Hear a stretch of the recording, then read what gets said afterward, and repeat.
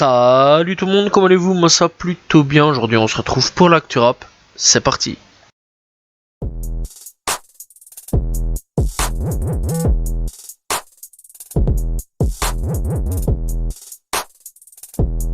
Ça y est, la tournée est lancée, la section d'assaut est de retour tout simplement après 10 ans d'absence. Et oui, puisqu'ils sont revenus tout simplement ce vendredi 25 mars, tout simplement à Épernay. Et ici, il va aller tout simplement en concert au Zénith de Toulouse ce lundi 28 mars tout simplement, qui tout simplement est déjà passé la date, donc voilà. Et donc d'autres dates sont bien sûr à prévoir, donc voilà. Et alors on sait qu'il devrait tout simplement, la tournée devrait tout simplement se poursuivre jusqu'à la fin du mois d'août, donc voilà, en France, en Suisse et en Belgique, donc voilà, sur laquelle il devrait passer, donc voilà.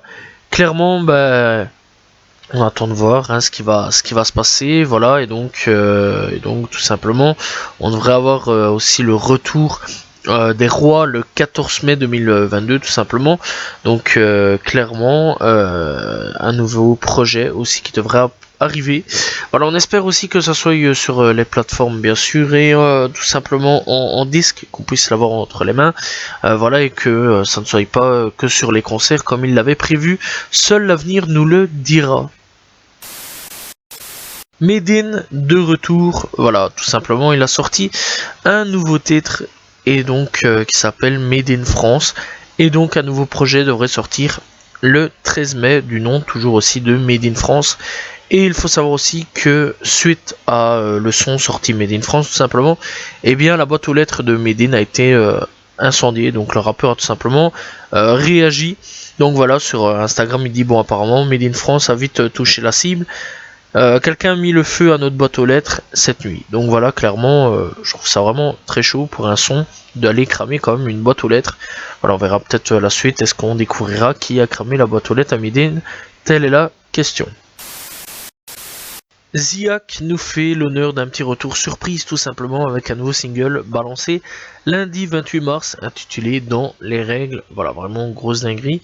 Voilà, on va pas se mentir, vraiment gros changement aussi au niveau de prod, etc. Je trouve que ça change énormément. Voilà, ça fait un peu plaisir. Bref, il faut savoir aussi qu'il a annoncé dernièrement l'Akimbo Tour, tout simplement en référence à son album Akimbo, qui est sorti tout simplement le 12 novembre dernier. Et donc il passera en France, Belgique, Suisse, Luxembourg tout simplement. Donc vraiment le mec compte vraiment pas s'arrêter là. Voilà, d'ailleurs encore une fois il a balancé un petit single vraiment bien sympathique. N'hésitez pas à y checker encore une fois Ziak dans les règles. Orelsan et Valtan, album en commun, pourrait potentiellement arriver. Bref, les artistes ne ferment pas la porte tout simplement, et donc il pourrait y avoir une possibilité d'avoir un projet commun. Donc voilà, on attend un petit peu ce qui va se passer entre ces deux-là. Voilà, clairement ça pourrait être intéressant. Et donc on verra par l'avenir si les deux artistes vont se réunir pour nous offrir un album en commun. Voilà, clairement, je trouve que ça pourrait être vraiment hyper intéressant. Dites-moi ce que vous en pensez dans les commentaires tout simplement. On ne va pas parler de clash concernant Booba, non, on va un petit peu éviter tout ça malgré qu'il y a bien sûr des clashs, etc. Mais Booba et Sfera Ebbasta devraient tout simplement faire une collaboration, et d'ailleurs il y a une collaboration déjà existante puisque tout simplement il y a eu un extrait de leur featuring. Voilà, il faut savoir aussi que Booba a collaboré dernièrement avec le rappeur Uzi, mais Sfera Ebbasta, franchement je m'y attendais vraiment pas à avoir un featuring entre ces deux rappeurs là. Je trouve ça intéressant. Voilà, on rappelle aussi que SCH avait déjà fait aussi une collaboration avec le rappeur italien. Donc clairement on verra un petit peu ce que ça va donner, on a hâte, on espère écouter de la grosse dinguerie. Voilà, Booba, mets-toi à fond mec, mets-toi à fond, et clairement propose-nous une grosse dinguerie avec Sfera Ebbasta. C'est ce qu'on attend vraiment, une pépite, une masterclass, je pense que tout le monde attend ça.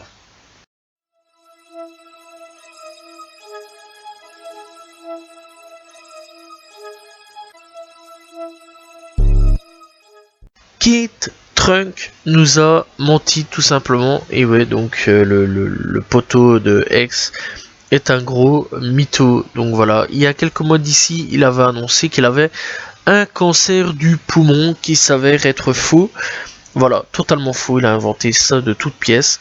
Et en plus de ça, ici dernièrement, il a inventé comme quoi il s'était fait tirer dessus. Et cela aussi est encore faux. En fait, c'est, vous voyez la petite latte en fer du masque, et ben c'est juste ça qui lui a pété au visage, qui lui a ouvert le menton, et il a inventé comme quoi qu'il s'était fait tirer dessus. Vraiment honteux, vraiment dégueulasse de la part de ce mec là, sachant qu'il y a des gens qui souffrent actuellement de cancer, que ce soit du poumon, de n'importe quoi, qui souffrent actuellement de cancer, qui sont voilà aujourd'hui en traitement pour essayer d'être soignés du cancer. Elle a clairement rigolé quelque part du malheur des gens. Je trouve ça pas très cool. Voilà, franchement, ce mec là, Kid Trunk, a vraiment foiré, voilà, sachant en plus que j'avais aussi relayé les informations. Je tiens à m'excuser réellement pour ce genre d'informations. Voilà, j'étais... Bon, malheureusement, c'est pas des informations qui peuvent être vérifiées, bien sûr. C'est lui qui le dit. Donc voilà, et donc là-dessus, tu te dis, ah, c'est vrai, etc. Donc voilà, je tiens vraiment à m'excuser pour ce genre d'informations-là. Clairement, je trouve ça vraiment triste. Voilà, encore une fois, sachant en plus qu'il y a vraiment des rappeurs ou même des mecs, voilà, actuellement qui sont malades, ou même des chanteurs, acteurs, etc. Même des gens lambda aujourd'hui qui ont des cancers. Clairement, je trouve ça vraiment honteux de la part de ce mec là d'avoir inventé, dit ça, et alors aussi d'avoir menti sur le fait de s'être tiré dessus, de s'être fait tirer dessus tout simplement il y a quelque temps d'ici. Doja Cat annonce arrêter la musique tout simplement. Alors qu'est-ce qui s'est passé? Bref, ces derniers temps, elle était tout simplement en Amérique du Sud pour une série de concerts et c'est ces événements tout simplement qui auraient tout chamboulé et tout déclenché tout simplement. Tout d'abord son show brésilien, tout simplement au Brésil, le 24 mars n'aura pas vraiment été une réussite et elle s'en excusa, même publiquement tout simplement le lendemain. Et donc le jour d'après, elle devait tout simplement performer au Paraguay, mais une tempête et des inondations ont rendu impossible tout simplement la tenue du concert. Le problème tout simplement, elle ne s'est pas justifiée auprès de son public et a laissé tout simplement planer une vague de haine sur les réseaux sociaux. Et donc là-dessus, ce qui s'est passé, c'est que les réseaux, ça a pété, etc. Voilà, il y a plein de gens qui ont pété un câble sur Twitter. Et donc elle déclare tout simplement, c'est bon, je n'ai plus rien à foutre, je me barre. J'ai hâte de disparaître et je n'ai plus besoin que vous me supportiez, la musique c'est mort. J'étais trop tout simplement, d'avoir pensé tout simplement que j'étais faite pour ça. C'est un cauchemar, voilà, de faire en gros de la musique, etc. Et donc, à ce qui paraît, elle devrait arrêter le rap, voilà, voir ce qui est vrai ou faux, voir si elle va s'arrêter ou non. Telle est la question. Bref, je pense que c'est passager, puis à un moment ou à un autre, elle reviendra, tout simplement. On va parler un petit peu de Lil Xan qui est pour le moment tout simplement interné en hôpital psychiatrique. Voilà, donc il a préféré se faire interner en hôpital psychiatrique. Alors on le sait, Lil Xan a des gros problèmes en ce moment, hein, voilà, depuis quelque temps il a vraiment pas mal de gros problèmes, liés surtout avec la drogue. D'ailleurs il avait accusé son ancien manager de l'avoir plongé un petit peu dans la drogue, voilà, et depuis pour le moment apparemment il aurait des problèmes mentaux, donc voilà, il n'est plus vraiment très stable, et donc c'est lui qui dit tout simplement qu'il a préféré être pris en charge dans un hôpital psychiatrique en Californie tout simplement afin d'y être traité pour sa santé mentale. Donc voilà, il aurait des petits problèmes. Et donc il demande aussi qu'on arrête un petit peu de parler de lui. Donc il dit, je demande aux gens qui répondent des mensonges à mon sujet d'arrêter car ça affecte ma santé mentale. S'il vous plaît, arrêtez de parler de moi. Si vous ne me connaissez pas, je suis un humain comme vous. Bref, franchement c'est un peu un message qui appelle un petit peu au calme et un petit peu à l'aide, hein. Clairement on comprend que Lil Xan commence légèrement à péter une douille, donc voilà, on espère clairement qu'il va bien se rétablir et que tout ira mieux pour la suite de sa carrière et aussi au niveau santé, c'est très important. Le patron du label de Megan Thee Stallion, et bien depuis un petit moment, il lâche quand même quelques petits trucs assez dingues, voilà, des dingueries, voilà, on va dire, puisque il a qualifié Megan Thee Stallion de plusieurs choses, de alcoolique, voilà, tout simplement.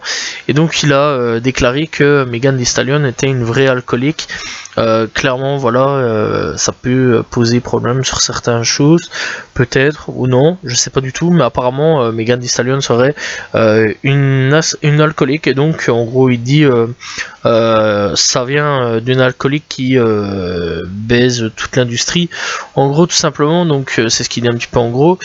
Clairement, bref, il lâche des gros trucs, et alors aussi dernièrement il a lâché qu'elle est défoncée à la cocaïne, donc voilà, elle prendrait de la cocaïne qui serait pas très cool, et donc il dit tout simplement que elle devrait informer tout simplement les fans à propos de la cocaïne.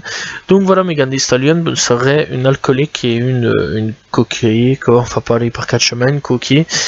Clairement, voilà, je trouve ça chaud, quand même, très chaud. Ça balance beaucoup de dossiers en ce moment, hein, sur Megan, hein, voilà, elle est vraiment un peu sur le feu des projecteurs, on va pas se mentir. Est-ce qu'elle va s'en sortir ou non? Telle est la question. Voilà, quelque part, ça devient un peu louche, hein, vraiment, ce qui se passe avec elle.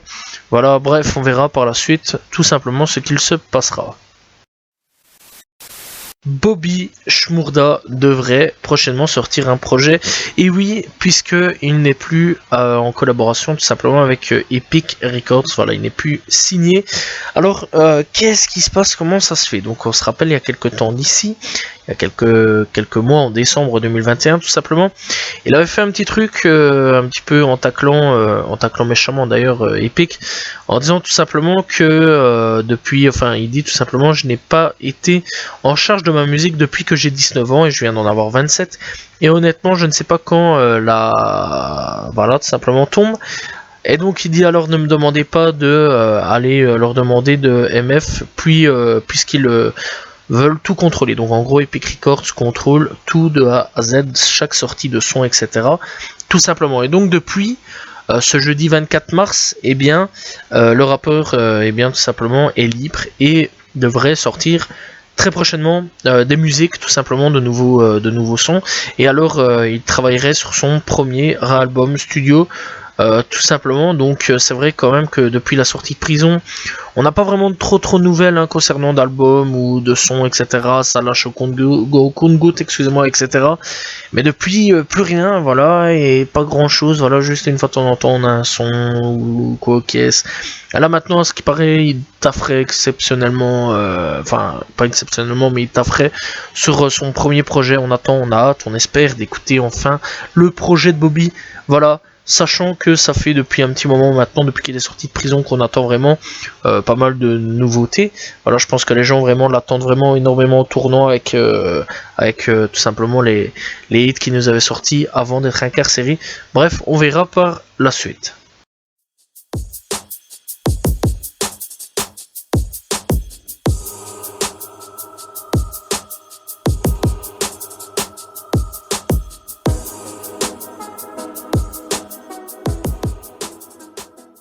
Coup de cœur du jour, je vais parler de Lil Tracy qui a sorti Heavenly, tout simplement.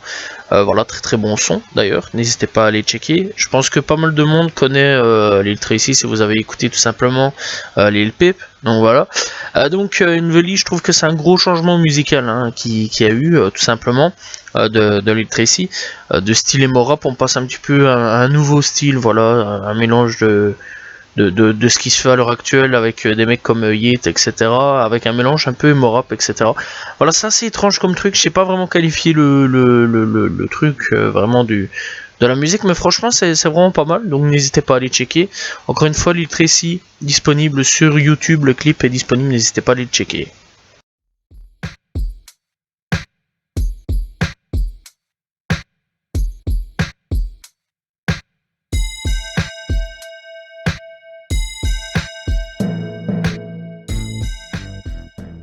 Découverte du jour, je vais parler de Nintendo. Je pense que ça fait référence à Nintendo, tout simplement. Je pense que tout le monde a un petit peu compris. Bref, donc je l'ai découvert avec le titre Loop, disponible sur YouTube, tout simplement. Voilà, n'hésitez pas à aller checker. Et il y a plusieurs titres déjà d'avance sur internet. Donc voilà. Et donc il y a Nesmensis, Menis, voilà, c'est assez étrange comme nom. Donc voilà, bref, il y a Lingo, il y a vraiment plein de sons disponibles sur YouTube tout simplement. Et alors vous le retrouverez sur la chaîne Million Plus. Voilà, je sais pas si c'est une chaîne comme Cole Bennett, etc. Je connais pas du tout cette chaîne là, voilà, mais c'est un artiste que j'ai découvert assez récemment. N'hésitez pas à aller checker tout simplement, encore une fois, Nintendo disponible sur YouTube, etc.